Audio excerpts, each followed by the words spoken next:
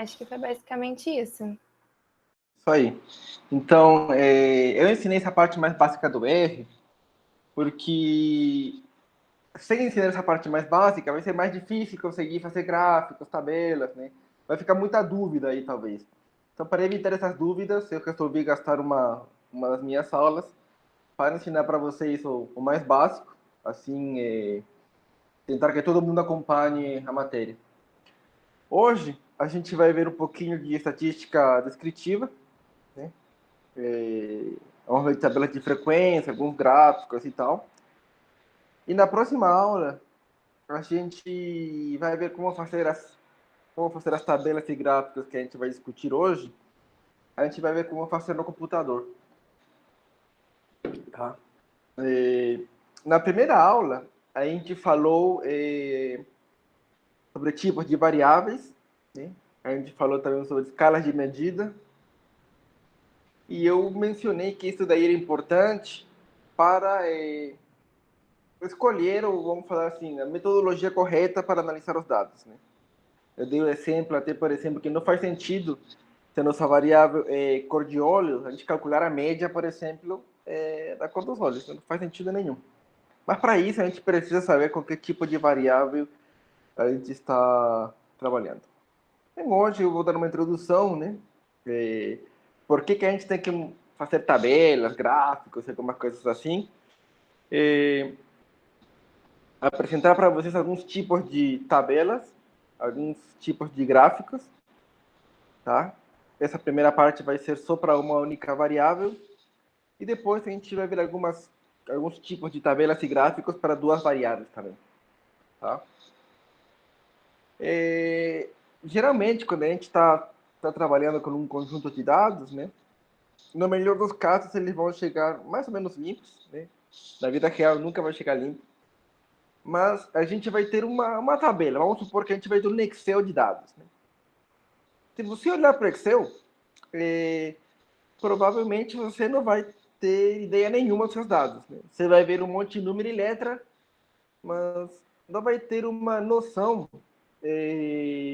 por exemplo, se tem mais homens ou mais mulheres, né? Ou qual que é a idade média, por exemplo, dos alunos. Você vai ver um monte de número, né? Então, para a gente tentar pegar um panorama geral dos dados, a gente começa a montar tabelas, gráficos, algumas estatísticas que nos ajudem a resumir, né? A sintetizar os dados que a gente tem na tabela em alguma coisa bem pequenininha, que seja fácil de entender, que a gente basicamente bate o olho e consegue entender mais ou menos como que estão estruturados os nossos dados, tá? Bom, isso é feito, como falei agora, tabelas e gráficos, né? Medida de resumo e outras coisas mais. E todo esse processo de a gente tentar descobrir um pouco essa parte inicial dos nossos dados, ele é conhecida como análise exploratória de dados, né? Mesmo que análise exploratória de dados está em português, é bem comum que as pessoas, principalmente nas empresas, né, falem muito EDA, né? Que é Exploratory Data Analysis, né? Análise exploratória de dados. Né? Então, vocês na sua vida vão ouvir muito falar de EDA, EDA, EDA, né? O que é esse famoso EDA? É simplesmente explorar nossos dados, né? E para que a gente faz isso? Porque, por exemplo, vendo uma tabela, um gráfico, a gente vai ter alguma ideia para definir uma hipótese melhor, por exemplo, né? Vamos supor que você está analisando o salário, né? A gente faz um gráfico de salário e vê que parece que o salário das mulheres está acima do salário dos homens, né? Ou que o salário dos homens está acima do salário das mulheres, né? Então você já começa a formular alguma hipótese e fala assim, putz, será que o salário dos homens, né, ou das mulheres é maior? Né? Então a gente começa a ter algumas ideias para fazer análises mais aprofundadas. Né? E a forma como a gente vai explorar esses dados vai depender muito do tipo de variável e da escala de medida que a gente está trabalhando. Então, o primeiro que a gente vai ver são os métodos tabulares, né?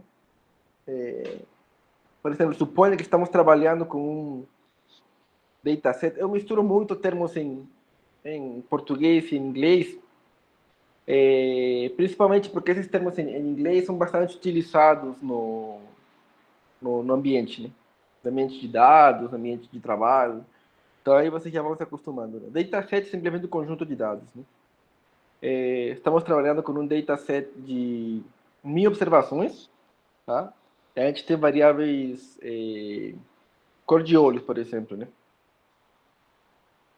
0 significa negro, 1 marrom, 2 azul, 3 verde, 4 outras cores. Né?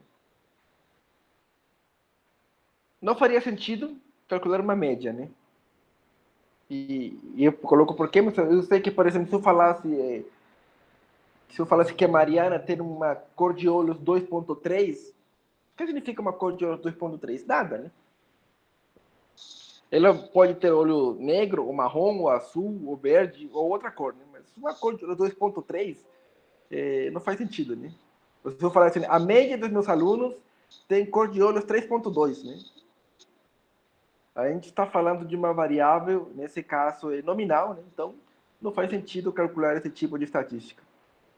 Mas o que a gente consegue fazer? O máximo que a gente consegue fazer, por exemplo, se estivermos falando de cor de olhos. Tá? Vamos supor que a gente está perguntando a cor de olho de todo mundo aí. O que a gente consegue fazer com isso para termos uma ideia da distribuição da cor dos olhos da gente agora? Alguém tem alguma ideia?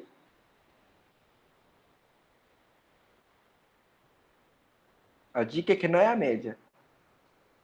A gente pega o total, né, do número de pessoas com uma certa cor, né, e aí com essas cores negro, marrom, azul, e faz um gráfico.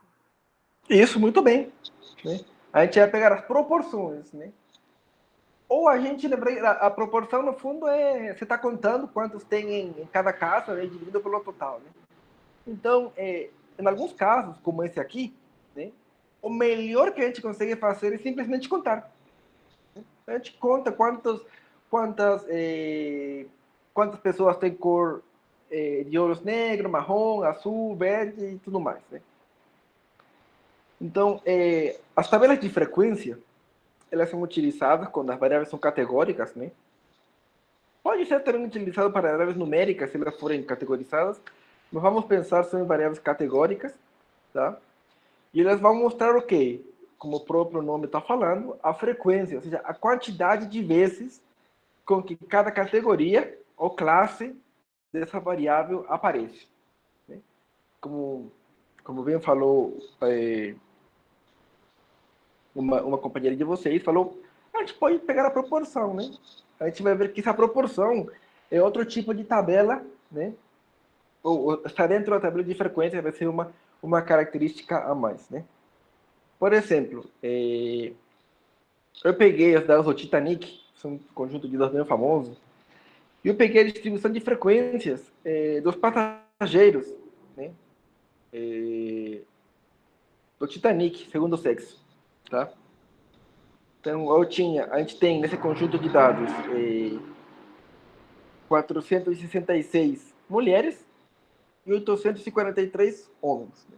Isso que a gente sabe. Né?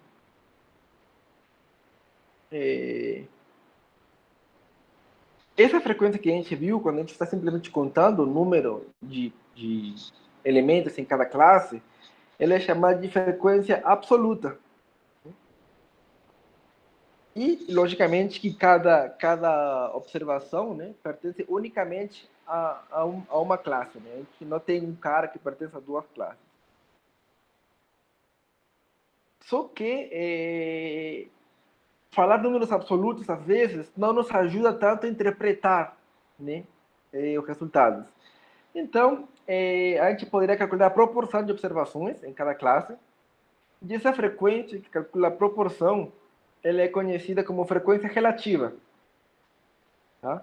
E quando a gente multiplica essa frequência relativa por 100, né, a gente sai da proporção e vai entrar na porcentagem, ela é conhecida também como frequência percentual. Então, a frequência relativa é o que alguém falou já anteriormente, a gente vai contar quantos tem nessa classe dividido pelo total de observações. Então, agora nossa tabela de frequência ficou um pouco mais bonitinha, né? A gente tem a frequência absoluta, que era o que tínhamos no começo, só que ainda estava difícil de interpretar, né? A gente só sabia que tínhamos mais homem do que mulher, né? A gente viu no 800, 400, falou, quase, deve ser quase o dobro, né? Mas quando a gente tem a frequência relativa, ou a frequência percentual, dá para ver uma pequena diferença, né? Só falando uma coisa, né? Aqui vocês veem que para o sexo feminino, a frequência relativa é 0,36 e quando eu multipliquei por 100 dá 35,6, né? Por quê? Essa frequência relativa, na verdade, é 356 alguma coisa, né? Só que eu arredondei para duas casas decimais, então apareceu assim, né? Mas a ideia aqui é, com essas frequências relativas, o percentual, fica bem mais fácil interpretar os resultados, né? Olha, mais ou menos quase 36% dos passageiros do Titanic eram mulheres e 64%, né, eram homens, né? Então, você fala isso, fica bem mais fácil para quem entender, né? Agora, se você fala, olha, 466 pessoas eram mulheres e 843 eram homens, né? É a mesma informação, só que a pessoa vai ter que fazer conta na cabeça para chegar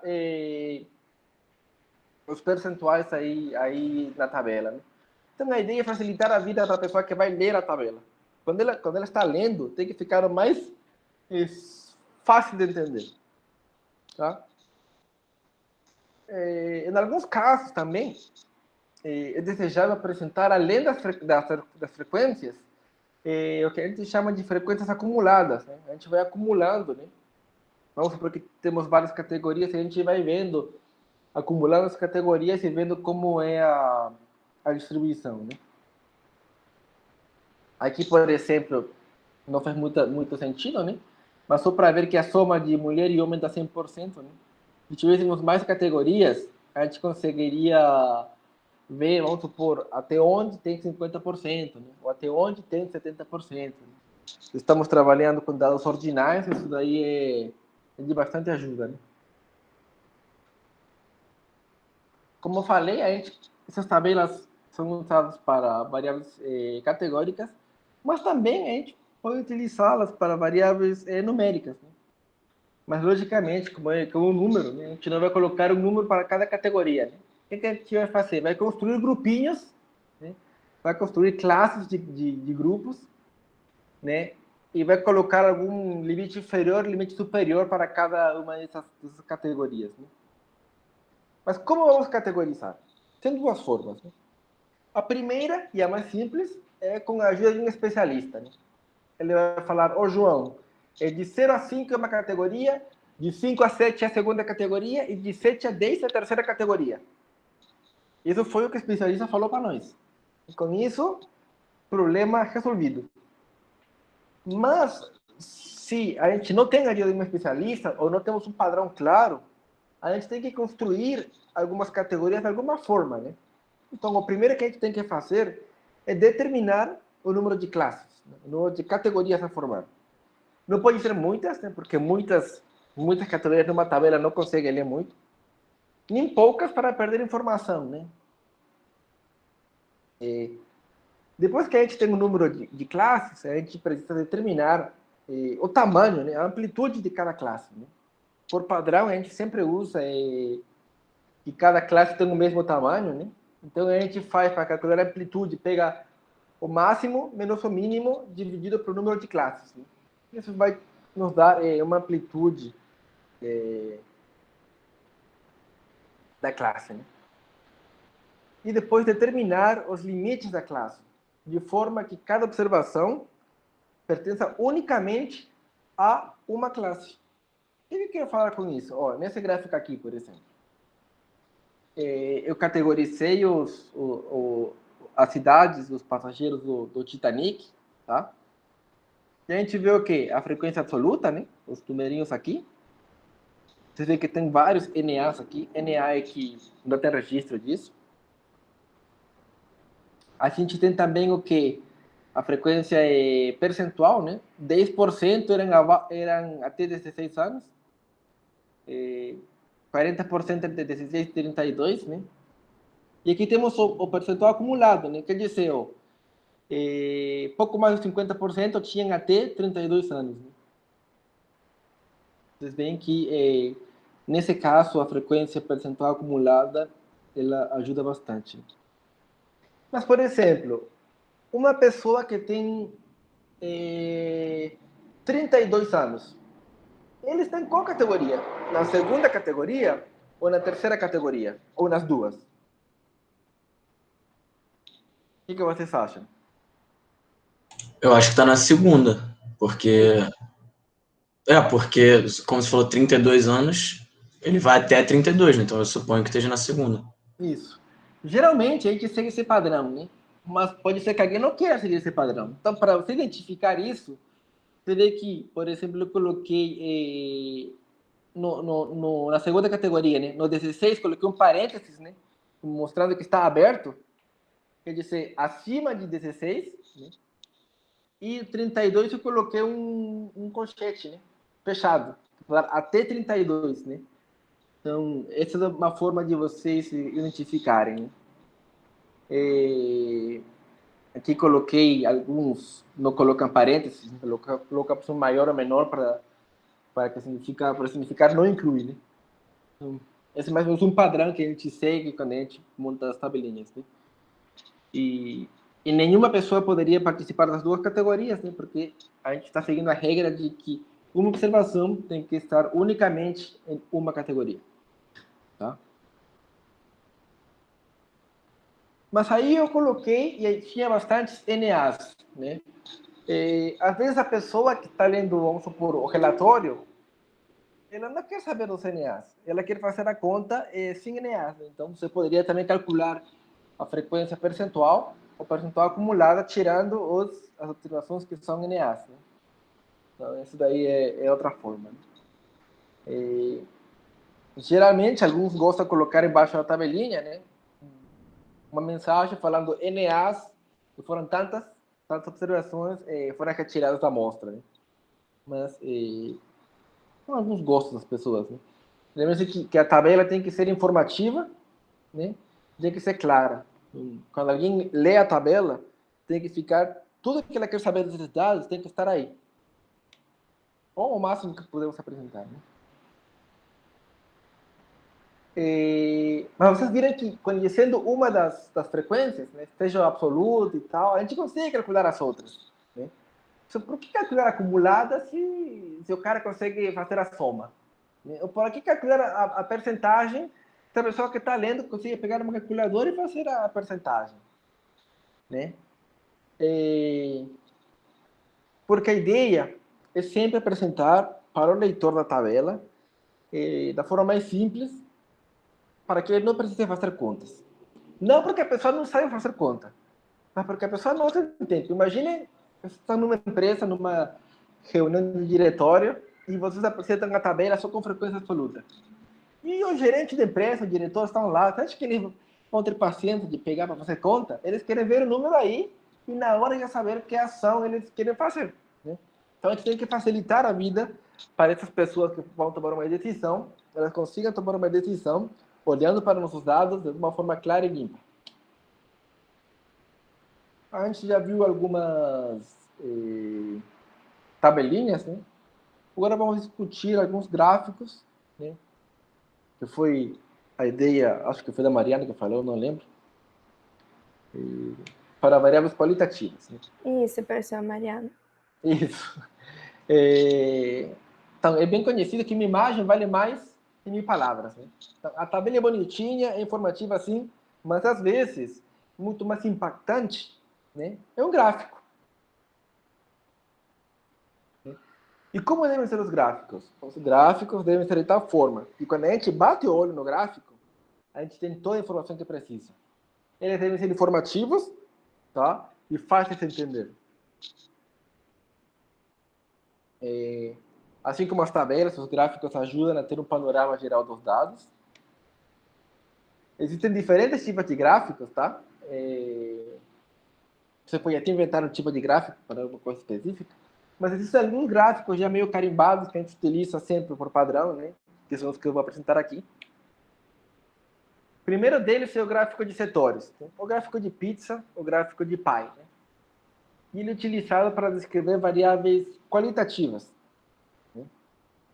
Ele vai apresentar a distribuição de frequências. E ele é útil quando temos poucas classes. Tá? Na prática comum, quando a gente tem muitas classes, né? É agrupar aquelas classes com pouca frequência dentro de uma nova categoria que a gente chama de outros. Né?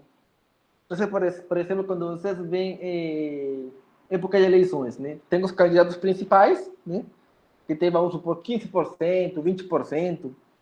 Tem um monte de candidatos que tem 0,5%, né? Então, a gente faz um gráfico e coloca um pedacinho, esses 5 caras que tem 0,5% cada, a gente chama de outros. Né? Por quê? Porque não é tão importante assim reportar eles.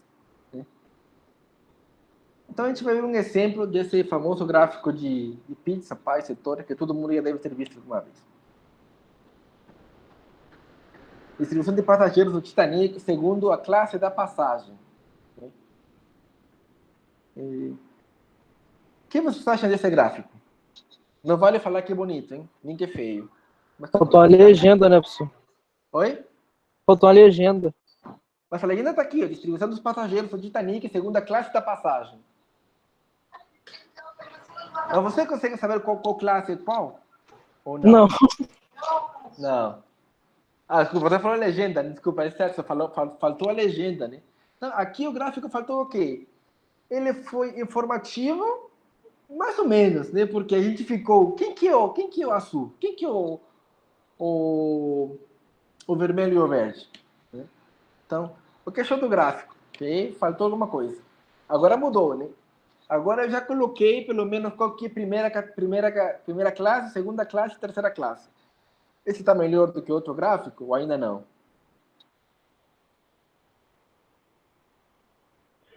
Tá melhor, mas você perde os valores, né? Você consegue ter uma ideia da proporção, mas só Isso, visual. eu tenho uma ideia que o terceiro é mais do que o primeiro e o segundo, mas não sei quanto exatamente é, né? Então ainda falta uma informação. Mas agora nesse aqui tá tudo certo, né? Eu não sei quem falou legenda, né? Mas agora aqui estão as porcentagens e a legenda. Então você consegue bater o olho e ver, putz, quase 25% é de primeira classe, né? 54% aproximadamente é de terceira classe. Né? Então os gráficos, eles têm que ser dessa forma, né? Ou posso apresentar dessa forma também, né? Eles têm que ser informativos e fáceis de entender. O gráfico, por mais que utilize as cores mais bonitinhas, se ele não tiver informação que tem que ter, não serve de nada. Tá bom? Então, lembre-se, os gráficos devem ser de tal forma que apenas batendo o olho, tenhamos toda a informação que precisamos. Tá? Tem que ser informativos e fáceis de entender. Outro gráfico, que também é para variáveis qualitativas, é o gráfico de barras, né? Que provavelmente ele é o mais famoso quando a gente reporta candidatos às eleições. Né? A gente faz uma barrinha, ou uma votação, né? A favor, contra e abstenções, por exemplo. Ele também apresenta a distribuição de frequências, apresenta basicamente a mesma informação do que o gráfico de pizza, só que ele é útil quando temos muitas e poucas classes. Né? Por quê? Porque imagina no gráfico anterior, colocar um monte de categorias, umas 15, aí não tem jeito, ele vai ficar muito pequeno. Mas num gráfico de barra, a gente consegue pegar essa informação e colocar numa estrutura legalzinha. E a prática comum de agrupar aquelas classes com poucas observações, né, também se mantém.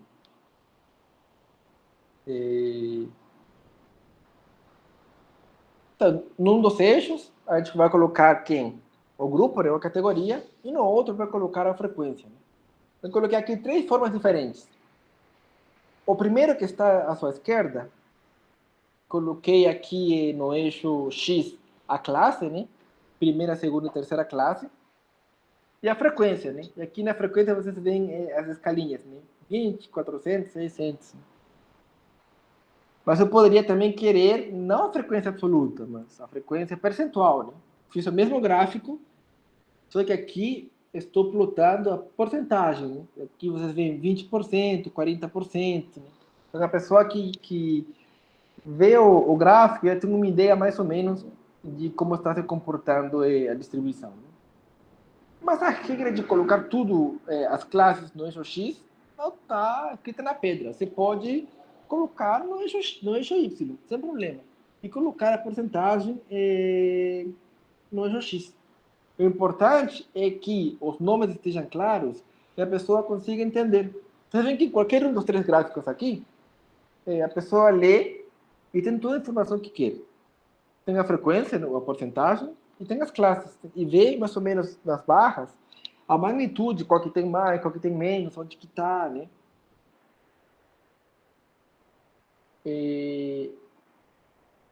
Algumas pessoas gostam, por exemplo, aqui, nesse gráfico da direita, está seguindo uma ordem, né? Terceiro, segunda e primeira classe, né? Só que, por exemplo, a primeira classe é a segunda categoria com mais passageiros, né? Tem pessoas que elas gostam, que elas preferem que as barras venham de maior a menor, né? Então, isso depende muito de com quem você está trabalhando, com quem você está fazendo as coisas, né? Mas não tem uma regra estrita, né? Você apresenta os dados de forma que a pessoa que vai ler ache que é o melhor para ela. Ou para você mesmo também, né? Tem outro gráfico que geralmente a gente não dá nesse tipo de matérias, mas eu acho que às vezes, eventualmente, alguém pode ver esses gráficos, então eu vou apresentar ele, que é o gráfico de Pareto, que ele é bem parecido com o gráfico de barras, só que contém algumas informações adicionais, né? Primeiro, no gráfico de Pareto, as barras elas são ordenadas, né? De maior frequência a menor frequência, tá?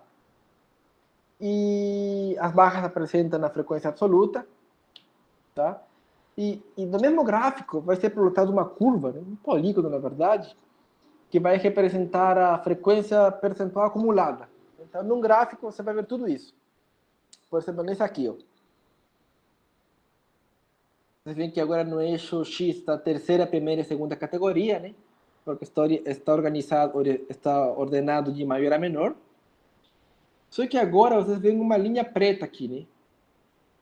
Está falando, por exemplo, para as barras, temos no eixo Y da esquerda as frequências, e para a linha preta, temos no eixo Y da direita a percentagem acumulada, né?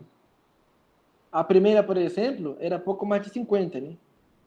Se você somasse a primeira e a segunda categoria, ia ter mais do que 75%. Se você somasse todas, ia chegar no 100%. Então, às vezes, esse gráfico é útil também, tá? Então, se vocês verem um dia esse gráfico, já sabem que do lado esquerdo estão as frequências absolutas, do lado direito estão as frequências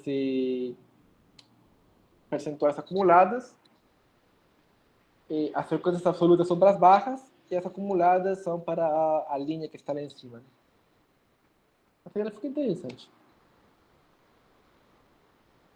Mas agora a gente só falou de uma única variável, né? Foi gráfico para uma única variável. Mas, na vida real, a gente às vezes quer entender algum efeito de interação entre variáveis, entre categorias, essas coisas, né? Então, é interessante ver alguns tipos de tabelas e gráficos também que nos ajudem a entender quando a gente faz alguns cruzamentos, né? Tem uma tabela que chama tabela de contingência, né? Ou tabela cruzada, ou tabela de dupla entrada, que ela vai basicamente cruzar, misturar a informação de duas variáveis, né? Elas são úteis para sintetizar, para resumir a informação conjunta de duas variáveis, de forma que nos permita ter um melhor panorama dos dados. Na vertical, a gente vai colocar uma categoria, uma variável, na horizontal, outra variável, e a gente vai conseguir ver diferentes distribuições, né? De umas variáveis na vertical, da outra das variáveis na horizontal, e no meio a gente vai conseguir ver a distribuição conjunta das classes.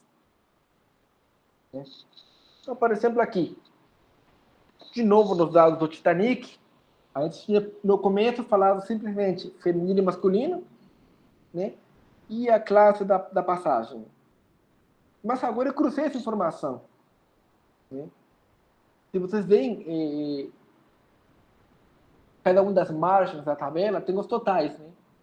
Esse 323, por exemplo, é o total da primeira categoria, 277 é o total da segunda categoria, e 709 é o total da terceira categoria. Né? Se a gente olhar para os totais que estão aqui embaixo, 466 é o total de feminino, e 843 é o total de masculino. Né? E o total de passageiros, temos aqui 1.309 passageiros. Mas é interessante que você vê que, por exemplo, 144 passageiros eram mulheres da primeira classe, por exemplo. Né? E 493 eram homens da terceira classe. Né? Provavelmente eram pessoas que ajudavam, os caras mais ricos, né? Levavam para ajudar, então, não sei. Mas você vê que a informação contida nessa tabela é muito mais informativa do que apenas olhando para uma única variável. Né?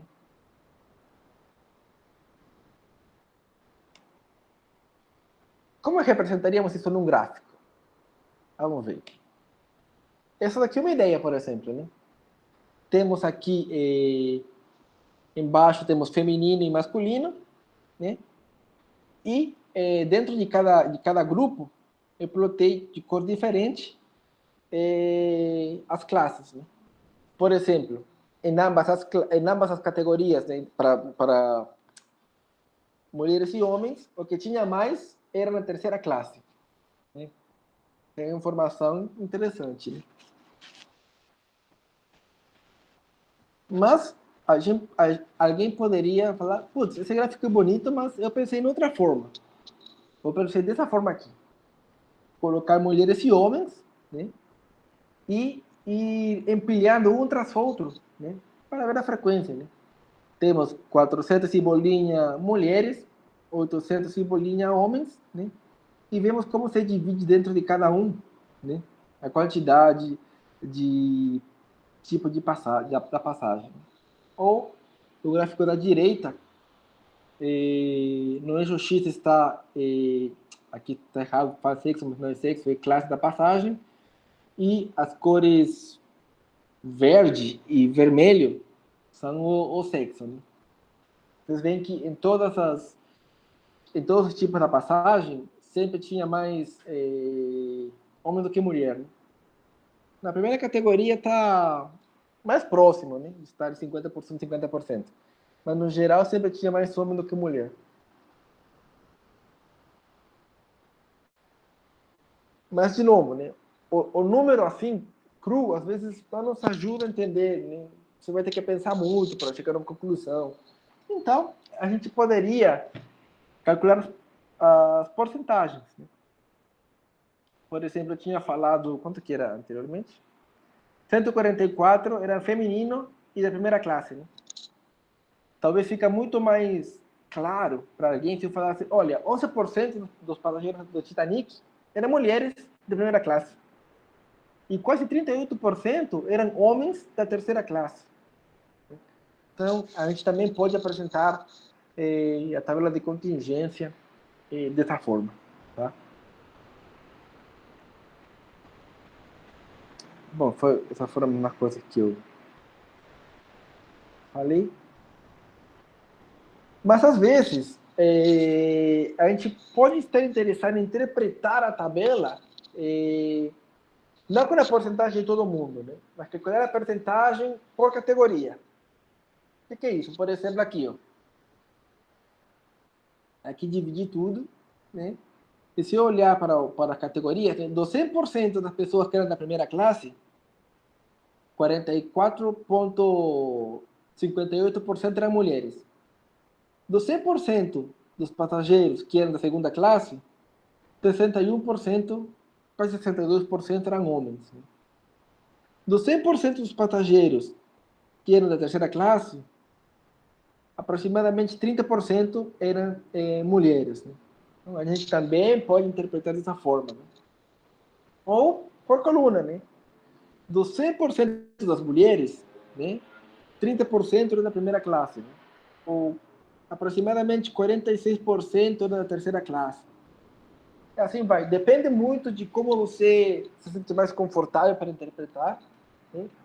Ou qual é o que você quer dar maior ênfase na sua tabela, né? Você quer dar maior ênfase o quê? Que tinha mais, independente do sexo, entre mulheres e homens, né?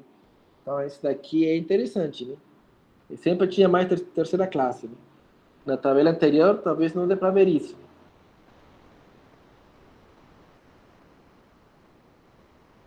E como faz os gráficos para isso daí? Dos 100% de mulheres, por exemplo, aqui, né? No gráfico da esquerda, e na terceira classe era quase 50%, né? Aqui é quase a metade. Esse gráfico aqui são interessantes, porque a gente tem várias categorias, né? Para ver mais ou menos como se distribuem umas das outras. Né? Você poderia colocar também dentro dentro de cada cor os numerinhos, né? Tem pessoa que gosta mais de tabela, pessoa que gosta mais de gráfico, mas dependendo do gosto. Tudo que a gente viu, né? A gente viu tabela para duas variáveis, né? Mas essa mesma ideia de criar tabelas, ela pode ser estendida para mais do que duas variáveis, né?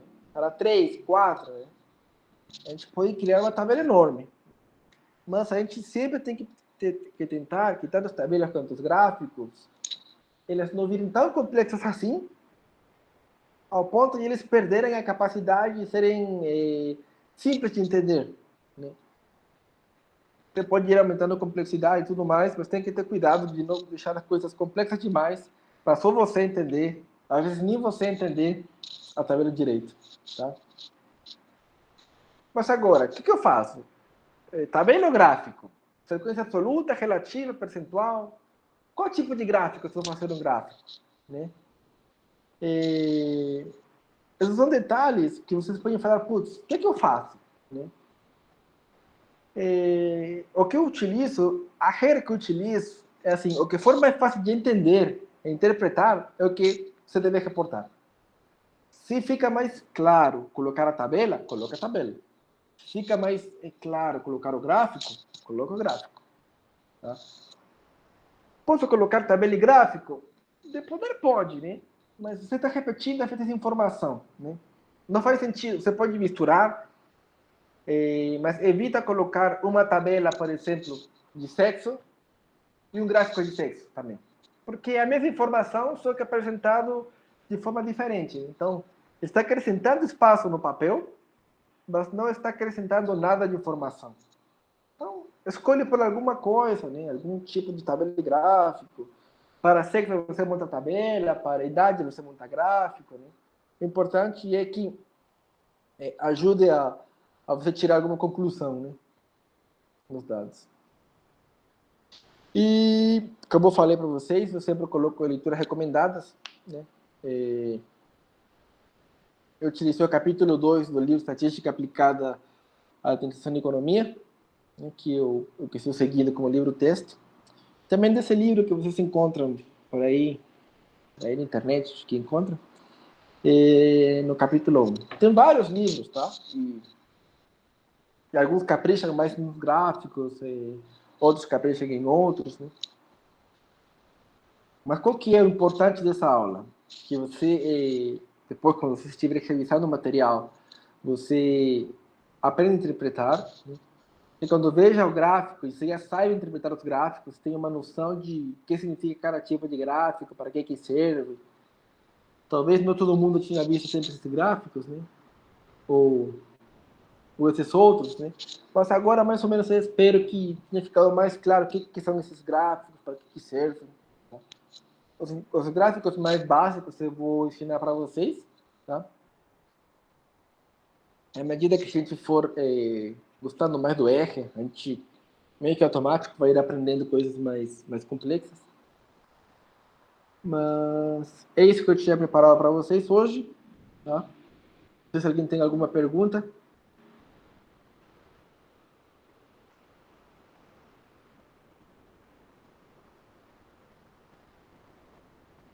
Uma pergunta aí, pessoal? Anelise, Maria. Eu achei a aula bem tranquila, professor. Não tem nenhuma dúvida, não. Então, beleza. Recomendação, leia de novo os slides, tá? Porque na próxima aula a gente vai fazer gráficos no computador, então eu vou evitar explicar de novo. Mas para vocês se familiarizarem com os gráficos, com as tabelas, a gente vai aprender como que faz tudo isso no R. Não vou pegar todos os gráficos, tem gráficos que são mais complexos de fazer, mas os mais simplesinhos que a gente vê.